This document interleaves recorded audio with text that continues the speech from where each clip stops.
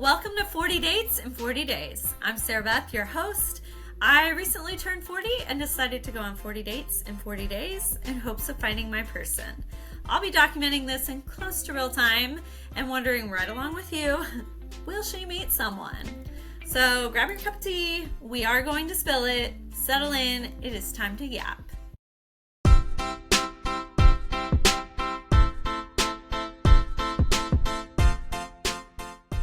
Welcome back to 40 Dates in 40 Days. This is episode 2 and the first episode where I have actually gone on some dates. So we're going to talk about that, recap the ones I've been on, the ones that I tried to go on and didn't, how the apps have been going, how this process is going. Somebody discovered it for the first time, which is really funny. So we've got a lot coming up. It's going to be a great episode. I'm really excited. Bear with me. I'm experimenting with a new microphone. I have no idea what I'm doing with lights. Just trying to get something that'll look consistent from week to week. So just be patient as I keep experimenting. And thank you so much for being here. Thank you for listening and following along. First, let's talk about our sponsors, which we don't have. I don't have a sponsor this week because it's so new. But if you would like to be a sponsor, would love to have you. If you're a local Nashville business, you're a dating company of some sort, hey, Bumble or Hinge, I'm using you a lot. Anyone really, if you'd like me to talk about your business, reach out and we can chat. Or if you're a bar or restaurant that would like to sponsor my dates, let me know. So first, let's talk about my tea. We do have some to spill. You can see this is a Stars Hollow mug. There's Luke's and we've got Al's Pancake World back here, Chilton. And I've weirdly put a lot of thought into wondering if Lorelai and Rory would like my podcast or the concept, or if they'd make fun of it. I don't know. I know Babette and Miss Patty would be all about it. They would listen to every episode, but I don't know if Rory and Lorelai would like it, if they would do something similar in 2025. I have no idea. But I've spent a lot of time thinking about it. I'm drinking a white peach honey tea, which is from Target, their organic line, but it's very good. I would buy it again. This was my last bag, actually. In the spirit, though, of women chatting a lot, let's get into some stories. I asked some of you to submit some of your bad date stories as well as some good date ones. And I realized the good date stories are a little harder to come by because they just I don't think they stick out as much. You know, if it's a nice date, that's great. You remember that you like the person, but not as much the date versus if it's a really bad date, you do remember. So one of my friends sent this story in and I told her, I fear this is a unique experience. Now there is a movie that's sort of similar, but different, and you'll see what I mean. So she texted me and she said she dated this guy. They broke up, kind of went their separate ways. Well, then he was in a terrible accident, in a coma, and had legit amnesia. Did not remember her at all. Somehow, I forget exactly how, but they reconnected on AOL Instant Messenger, LOL, to all of us elder millennials and young Gen Xers that lived on that. Do you remember your first screen name? That's a sidebar. Anyway, they reconnected and she didn't believe him at first that he didn't remember her, but he truly didn't. And she said, well, we dated before. And he asked if they could meet up because it might help his memory. So she said, okay. And everything was exactly as it was the first time. So they dated again. She said, unfortunately, it was the exact same outcome. You can't cheat fate. We weren't supposed to be together. They ended up breaking up. Their values were not aligned. But she dated the same man 2 times. It is a little 51st dates, but different. And I just thought that was unbelievable. So I love that story. Thank you for submitting it, friend. And anybody else that has any, please send them to me if you're willing for me to share them. I promise I won't give any identifying details. So I didn't get a good date from someone for this episode, but I have another good date of my own. When I was in grad school, I was kind of on and off again. That's probably overstating it, but I like this guy and we hadn't really worked out. Post grad school, I moved to Virginia Beach, come back to take my comprehensive exams, and he and I hung out. And this was really our first actual date. When you're young, you talk, you hang out, but this was our first date. And he took me to the Cheesecake Factory, which at the time was my favorite restaurant. And then we went to Dave & Buster's. This is a very, when was this? 2007. This is a very 2007 date. We went to Dave & Buster's and it was really fun. I don't know that I'd ever even been at Dave & Buster's before, but we had like just a fun camaraderie and competition while we were there. And it was all those butterflies of you already know you like this person, but this is your first date and so forth. So that was really fun. And then my favorite part, I was staying with a friend and her family. So we went back to their house and this guy pulled out a deck of cards and started doing magic tricks for my friend's mom. And she was amazed. She just was entertained for hours. And it was so cute to see them interact. And it just was really fun all the way around. Unfortunately, it went downhill very quickly after that. But that was a really fun date that I think about fondly. I don't think we got something at Dave & Buster's. I think I got a stuffed animal of some sort. I'm sure that is long gone. But it was a fun date.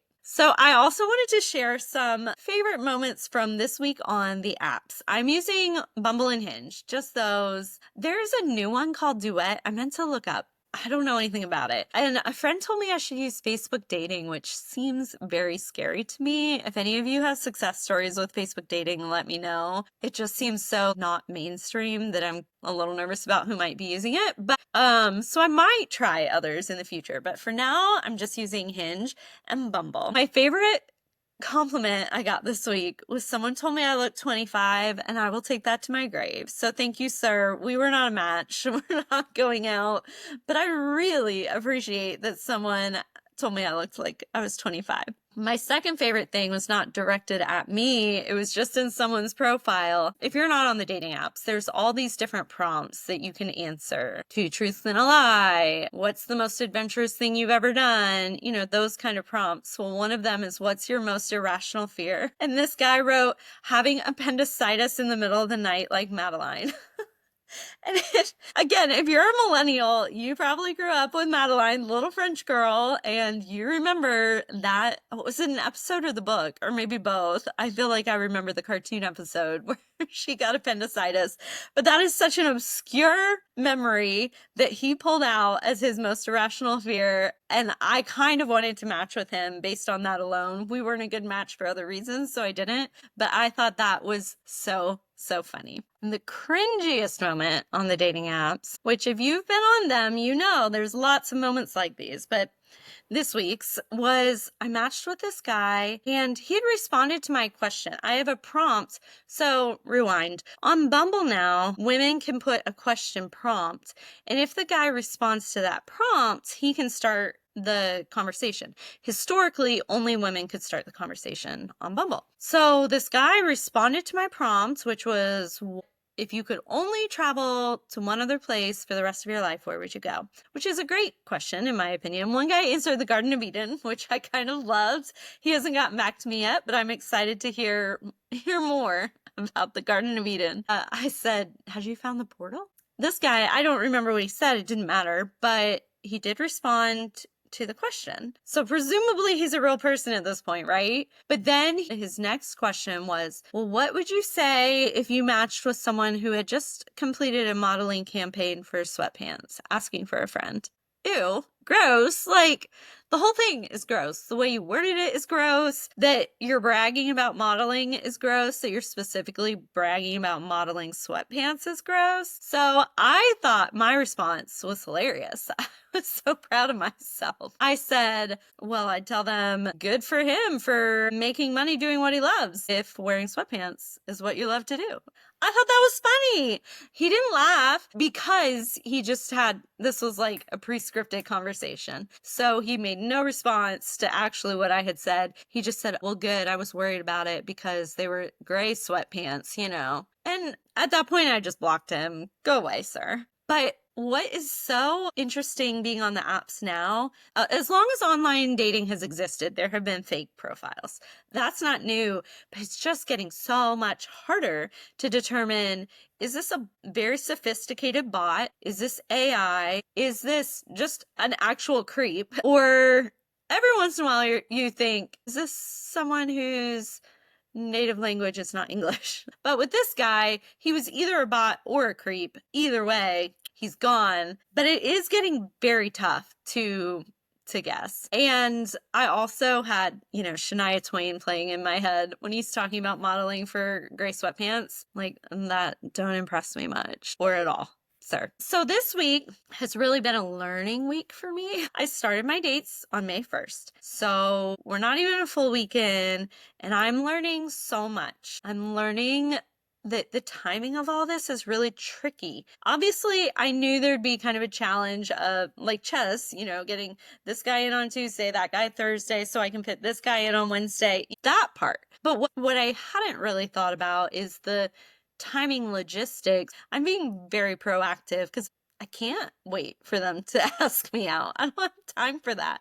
So I'm being very proactive. But knowing when to ask is the tricky part, because I don't want to ask too far in advance because dates generally end up getting canceled. But I don't want to ask too close to the time because people are busy and then I wind up not finding anyone, which is what happened on Friday. So kind of still learning the ebb and flow of that. I'm trying to wait to ask somebody until there's a natural buildup in the conversation. We've been having a good conversation and I say, oh, well, let's go grab a drink. It just fits naturally. And sometimes that is tricky to do in time for when I have an opening on my calendar. So I'm still trying to figure that out. It's also frustrating and tricky to navigate when you have been building this conversation with someone and then they show you they're not serious. One guy, we were back and forth. We were talking about the Derby. It was a great conversation. Then he told me that he has some property and I said, it sounds beautiful. He said, oh yeah, you should come out and see it. I hope that's not too forward. Well, I'm thinking like at some point. I said, no, it's not too forward, but maybe we should get brunch first. And how about tomorrow? I have a free brunch. And he said, brunch is great. And so then I knew, oh, you meant you wanted me to come see your property right now, and you have no interest in going on an actual date. Got it. Unfortunately, I've been spending a lot of time talking to you, and now I need to redirect my energy. And that's happened a couple times. So just figuring out the timing and the logistics is tricky. I also need to figure out how to talk about this in general, so it is not misconstrued what I am doing. In business, they talk about your elevator pitch. I need an elevator pitch for 40 dates in 40 days because 2 instances this weekend was Friday night. Again, I'm going to talk more about this, but Friday night I went to a bar to try to meet a date because I hadn't been able to line one up. And I'm talking to my friend who's the bartender. A girl walks up and we start telling her what I'm doing. And she says, have you ever picked up a guy at a bar before? And I just thought that was a weird question because, yeah, I've met guys at bars since I was like 22. What are we talking about? So I just said, yeah, but I was, on Broadway when I was younger, but I thought about it later and I thought maybe she meant like take someone home, which is that's not what we're doing. I'm trying to find an actual date. So I think that might have been misconstrued. Makes me wonder if other people are misconstruing that. Also, I went to the Fox and mentioned it to the bartender and he looked at me like I was crazy. So I got to figure out a way in a really quick amount of time to explain what I'm doing that does not give people the wrong impression. Also, I am trying to figure out how to juggle everything. My eye was twitching all weekend from being so tired. I am way behind on my tip jar content. I'm trying to get 12,000 steps every day. I've been doing good if I got like 7, which is better than nothing, but not what I'm supposed to be doing.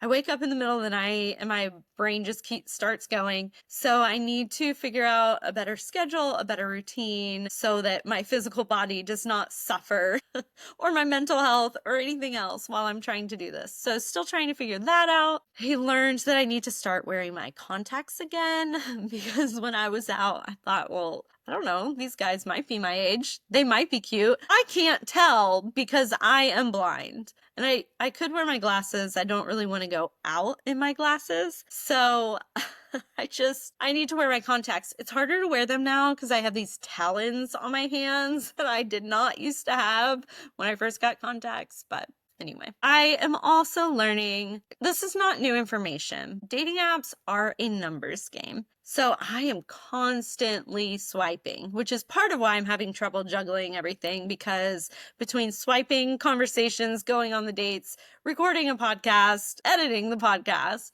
plus all of my other work, it's a lot. But you just got to keep the conversations going. And that's why I'm asking, because so often the conversations just kind of die and fizzle. So before I'm even giving them an opportunity to do that, I'm asking. I'm being very proactive. And I think it's being well received. There's been one guy that I think was like weirded out. Maybe I asked him too soon. I'm not sure. But otherwise, we're all on the apps to meet somebody. So whoever asks first is kind of immaterial, I think. I read a book a few years ago called Make Your Move, and it was about women making the first move.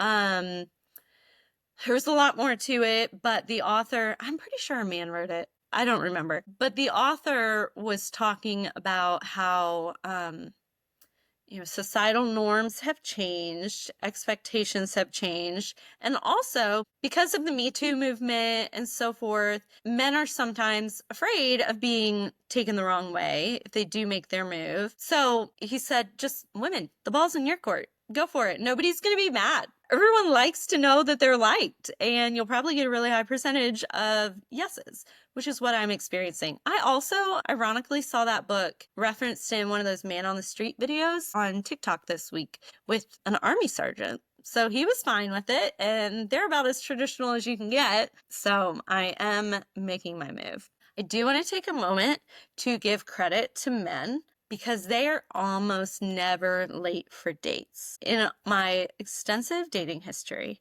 I have rarely arrived at a date before the guy. My ex-boyfriend was an exception to that. But most guys are on time, and I, unfortunately, character flaw, am usually a little bit late.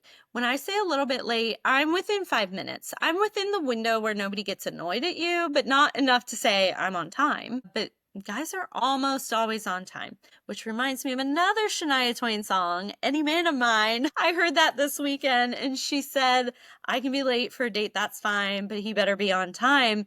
And I don't know why there is a double standard about that, because I would be very annoyed if a guy was late for a date. Probably not if you were within the 5-minute window that I am. But women, I don't know. That is something perhaps left over from patriarchal culture that is not that terrible. But I just want to give kudos to men for being early for dates. It is noticed and appreciated. All right, so let's dive in to these dates this week. First, I shared about a couple of my early contenders on Instagram, which if you're not following me at 40 Dates Podcast, you should be. And right after I shared about them, I saw 2 snakes. I hate snakes. I think very few people like them, but I truly hate them. And I just think they're so gross. And there were 2 of them on this trail that I've never seen snakes on before. So I posted about it and asked if this was a bad sign. Most people said no, it's just nature, which thank you. But a couple of you reached out and said, actually, this is the year of the snake in the Chinese zodiac, which means wisdom, strategic growth, transformation. Somebody else said it represented rebirth and shedding of what needs to go. And I love that. I just thought that, I don't know anything about the Chinese zodiac, but I just love that imagery of going into these 40 dates, letting go of the past, embracing something new. I really liked that. So thank you all for sharing that. That meant a lot. Also, my dad said it's snake mating season, which, the snakes are finding love. Good for them. Maybe some of that good vibes will rub off on me. We will see. So one of the guys I shared about in that post on Instagram was who I referenced in my last podcast episode. I thought he was going to be my first date. We had connected, we had set something up. We had actually set it up for May 1st. He got the date confused and thought we were going out on April 30th. So already a little bit awkward. Didn't have to be, but I think he thought I got the date wrong, and I definitely did not. I went back and checked, of course. In the course of talking over the few days, setting this up, I find out that he was Special Forces, former. He's out of the military now, which we're going to come back to my military thing in a minute. He also, and he volunteered this information, so kudos to him for being transparent.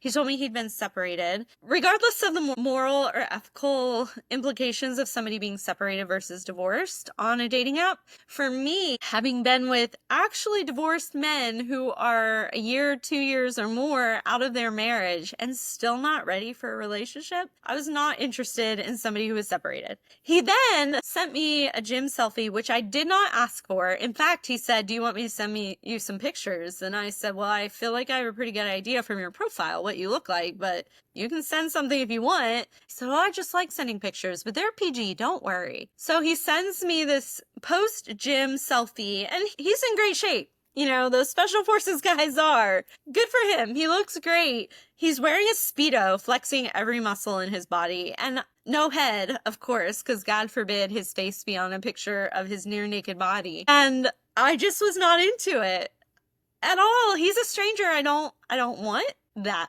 type of picture from him. I just said, wow, it looks like you've worked hard, which he, I think, took as a compliment. I mean, he had worked hard, but anyway, so I already really didn't want to go on this date. And then because of getting the date mixed up, then his daughter was sick. So we rescheduled, which ultimately meant we never talked again. The only reason I wasn't going to cancel is because it was my very first one. I can't not have a date right out of the bag.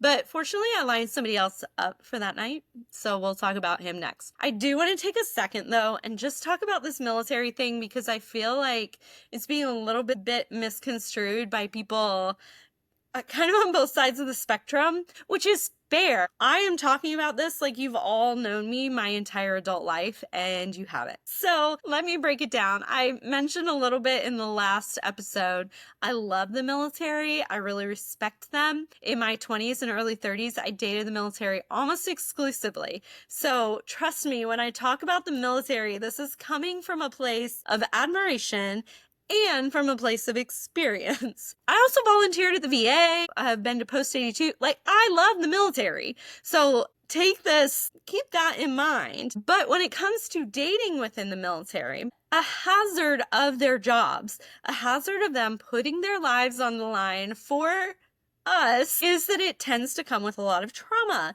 and it requires compartmentalization, and it requires being distant from your emotions, all of which totally get, but make a relationship difficult. And I have learned that through trying to be in relationships with many military men. So I am not saying this is an across the board thing. I'm saying that there is a significant portion of the population, of the military population, who have trauma that they have not worked through. We all have trauma. We all have to work through it. So that's all I'm saying. With that said, some of my friends would say, just make that a deal breaker. Just don't date anyone that was in the military. First of all, I don't always know. That's what I mean. Somehow they find me. But even so, I don't think it's fair to eliminate an entire population of people because of their jobs, especially because their job is defending us and our country. Also, everybody's got a different story. Everybody had a different job. What if they were in the band or in the, cooking or something? What if they've been through a lot of therapy and they've worked through their trauma? I just don't think it's fair to put that as a label. Absolutely not. Never dating anybody in the military. So I'm open to dating military guys, but I will proceed with caution based on my experience. So I hope that clears it up a little bit. This is a running joke with my friends because I've dated so many military men. Also, when I say dated, that might be like 2 or 3 dates. We're not talking like long-term relationships with a million different people, but I have gone out with so many different military men and continue to match with so many different military men that it has become a running joke with me and my friends. So now you're in on the joke, but I don't want anyone to hear what I'm saying and think I am picking on military guys or anything like that, or to hear what I'm saying and think that they're all bad and should be avoided altogether. Neither of those is accurate. Which brings me to my very first date of these 40 days. He is a tour manager. That is what his profile says. But after we met, I found out that he was in the Marines for, I forget, 8 years maybe? He was in the Marines. Doesn't matter how long. He's out now. That was nowhere on his profile. This is what I mean. And this is why it's become a joke. I had no clue. I think I'm going outside my type a bit. And here we are. I'm on a date with a veteran again. We went to 12 South Tap Room, one of the OG places on 12 South, because I was already there for an event at Fry's. If you've not been to Fry's, you gotta go. Fry's and ice cream is delicious. So we met up at 12 South Tap Room. We each had high noons. They have peach there, FYI. Got some chips and salsa or queso, whatever. It was very chill. I'm not giving him a nickname for this podcast because, spoiler alert, he will not reappear. This was a one and done date. But, it was fine. It was nice. Conversation wasn't awkward. I enjoyed talking to him. It was a good kickoff to the next 40 days, the next 39 dates. He does, because he's a tour manager, he does know some celebrities. So he gave me a little tea, which I won't say because that'll make it too obvious who he was. But I will say some of the most famous divorces around town, there are two sides to every story. We also talked a little bit about women in country music, and I thought his perspective was super interesting. He said it's really hard for women to get into country music. It's very difficult. And once they're in, though, they can do no wrong. So in these divorces, the women were held up as the perfect angels that did nothing wrong. And according to him and the people in his circles, that's not true. So I just thought that was an interesting perspective of kind of this duality that women in country music experience, that they can't break in, but then once they do, they're golden. So anyway, take that for what it's worth. The last thing I'll say about this date is there was no chemistry, in my opinion. We didn't touch each other, I didn't hit him on the shoulder or anything like that. So there's no build up. And he walks me out to my car, and I know he was going to go in for a kiss, and I do not understand why men do this. This happened on other dates before. If we'd been really flirtatious and had a lot of chemistry and had kind of been touching each other, okay, but none of that. So why does this seem like the natural next step to you? I just don't understand it. Maybe that's because I'm not a guy, but it seemed out of nowhere. I would never have expected a kiss to come from this date. So I didn't kiss him, and I think he got the message at that point, and so that's the end of that. But like I said, it was a decent way to kick off this whole experience. One of my friends, I was talking to her about it, and she said, really, a first date from a dating app is more like a meeting than a date. And I thought that was so interesting because she's right. You don't know if you have chemistry with each other. You don't know if the person's going to look anything like their picture. It really is more like a prequel to a date. And then the second date is actually your first date. Obviously, none of us think of it that way, but I kind of appreciated that in the sense that why would I kiss this person that I just met and have no chemistry with whatsoever just because it was a date? Anyway, I don't need to belabor that point. You get it. But that was the end of date one. All right, so now we're on day 2.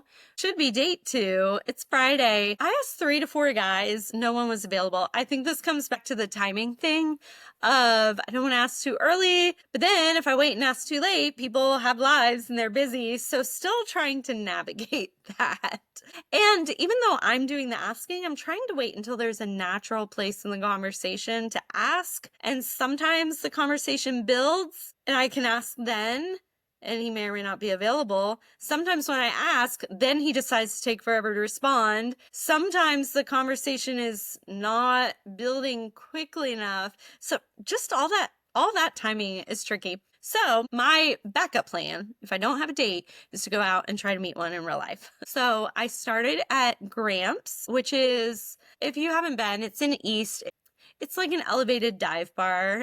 It's nice. It's not a true dive, but it is designed to look like your grandpa's garage. It's owned by Daddy's Dogs guy, same guy. And my friend Haley is a bartender there. She's great. Shout out to Haley. So I thought that'd be a good place to start. She said normally it is, but it was not that night. It was kind of dead. It was a rainy night. Mostly women were there. I did try with a couple guys who actually were Colts fans. I am a Colts fan. So that was an easy in, but one was definitely married. I saw his ring. The other wasn't though, but I think they were both with girls. So struck out with them. The actual grandpa sitting next to me at Gramps talked to me a lot, and he said I should have no trouble finding someone, which was very sweet. But he was not the vibe I was going for. So then I went next door to the Fox, kind of next door. Also, I'm not drinking anything on this night because on my dates, I have to drink. And I don't drink a lot, but I'm just drinking very frequently, and that's not good for you or your skin. So when I don't have to drink, okay, I realize nobody ever has to drink, but when it's easy for me not to drink, I'm going NA.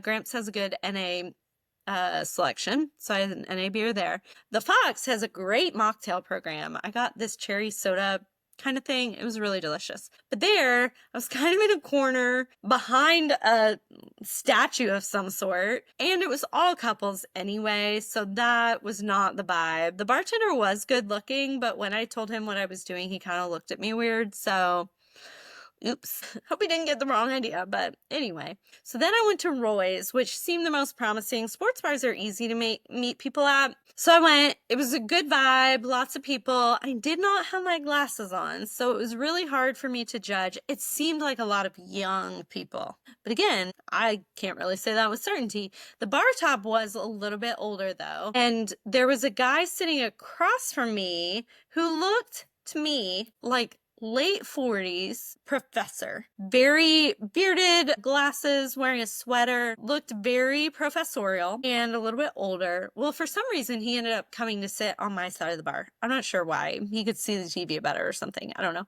Well, I overheard him talking to some guys, and he also was a Colts fan. He was from Indiana. So I just started talking to him. Turns out he is only 39. He's a drummer, not a professor. So his nickname is Ringo, although I don't think he needs a nickname. He's unlikely to appear again either. But we had a great conversation. This is one of the things, I've said this before, but I'm really hoping that this experiment will help me come out of my comfort zone, talk to different types of people, whether it becomes the man I end up with or not, just get to know different types of people. And I also hope it'll challenge my first impressions, which I'm going to come back to in a second. But we had a great conversation. I talked about things. It wasn't deep per se, but there was substance to the conversation, which is something the first date really lacked.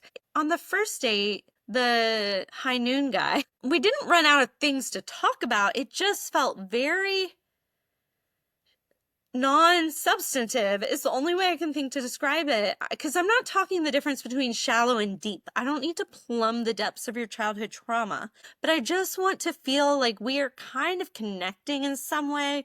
We're on the same wavelength. There are levels to our conversation. I don't know if that makes sense, but I'm not saying deep, but substantive. So this guy at the bar, it was a substantive conversation, and I invited him to watch the Derby with me the next day.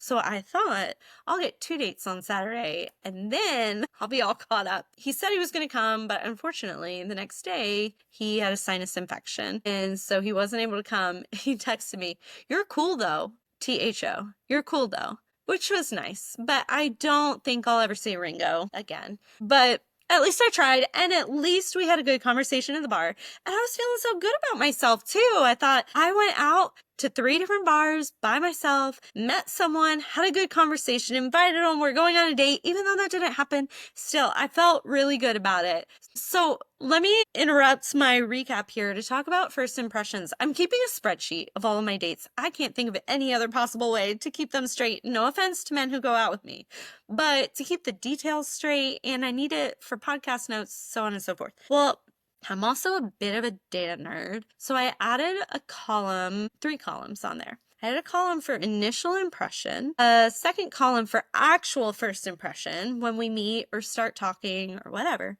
and then a third column, did it change, yes or no, so that I can easily sort at the end. I'm really curious how often my initial impression is going to be right or wrong. With Ringo, it was wrong. I thought he was a professor. I thought he was way older. I thought he was gonna be boring. His eyes were glued to the screen. But we had a great conversation. With date 4, my first impression was correct. So we'll see. I just think that'll be interesting data at the end of this. All right, are you with me? So now we're on day 3. Date should be 2 and 3. Derby guy canceled, Ringo canceled, so it's just 1 date, my second date. This is a nice guy, and I won't say too much because I think we're going to go on a second date. The second date, by the way, I'm leaving in their court. I've done my work. If you want, even if I really want to go out with them, I don't want to constantly be the pursuer. I don't want to set that up from the get-go. That is a lot of work. I've done that in past relationships. So I'm happy to do the initial work. But after that, there's gotta be some give and take. So we'll see if we do go on a second date. But he indicated that he wanted to. We went to Sidekicks in Madison, which is a cute little breakfast cafe. I would like to go back and try their actual food because they have good recommendations on what's the word? They have good reviews on Google. I don't think they had ever made a matcha before, so I wouldn't recommend getting that when you go. But it was a really cute spot, and he picked it, which I appreciate, and I especially appreciate when somebody picks somewhere I've never been. The funniest story about this guy. So one of my friends in town, she and I have different types, but every once in a while there's an overlap. We actually became friends because years and years ago, I had matched with a guy on Bumble or whichever dating app. We met, went on one date. He lived in DC. And so he goes back to DC. We talk for a couple weeks and that's the end of that. Well, then a few years later, I moved to DC. I tried to get in touch with him and I think he was seeing somebody. It never went anywhere until right before I moved back to Nashville. He and I went out again and he told me he was thinking about moving to Nashville. I said, okay, great. I get here, he comes back to look for a house or something, and I meet up with him and some buddies at a bar, and he said, oh, my friend is coming. She's new to town, and she wants to meet you. And he said, but I think it'll be weird. And I asked, why? Did you date both of us? And he said, oh, no. But that's definitely what happened.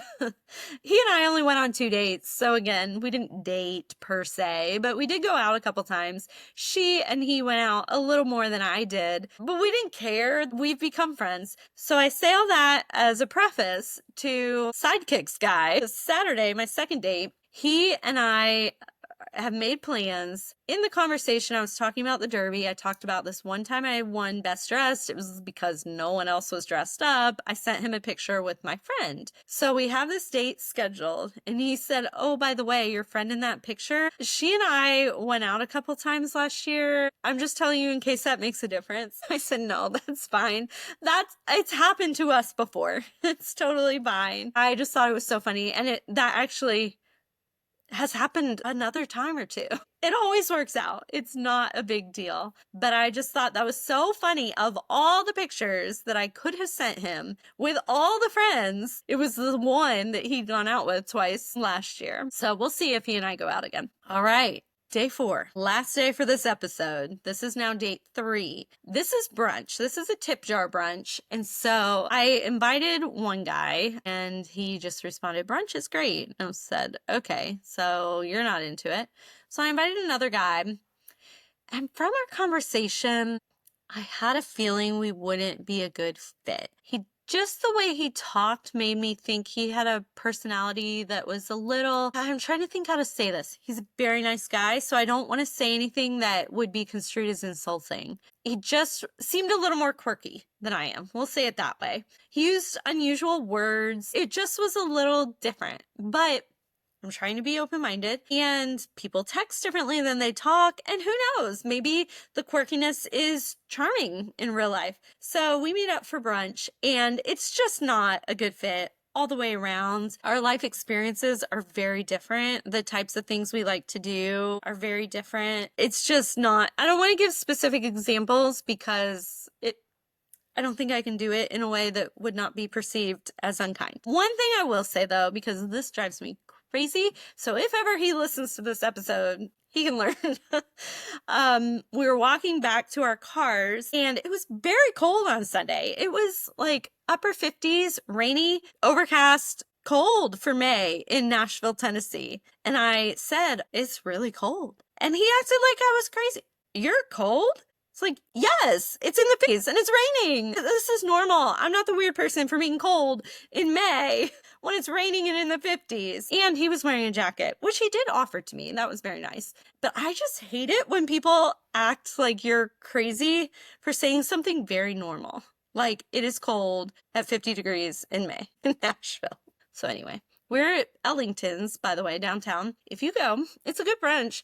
They have amazing tiramisu French sticks and a very good espresso martini. That's the end of my first 4 dates. I'm going to do these recaps Monday through Sunday, ideally. So we're caught up. Have been trying to find somebody for tonight. I'm recording this on a Monday.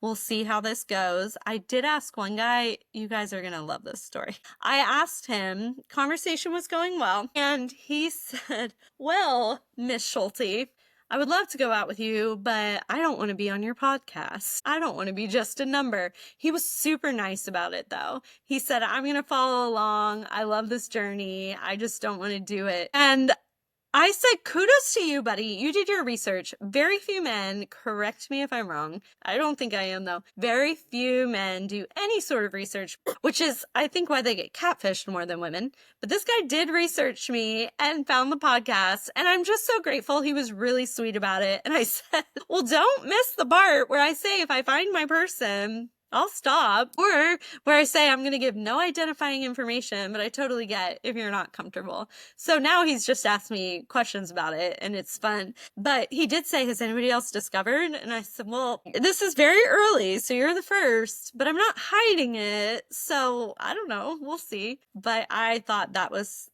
just so funny. It made me laugh. It made me a little scared at first, but then he was so kind about it. It made me laugh. So that's about it. Again, if you have any good or bad date stories to share, I would love to hear them.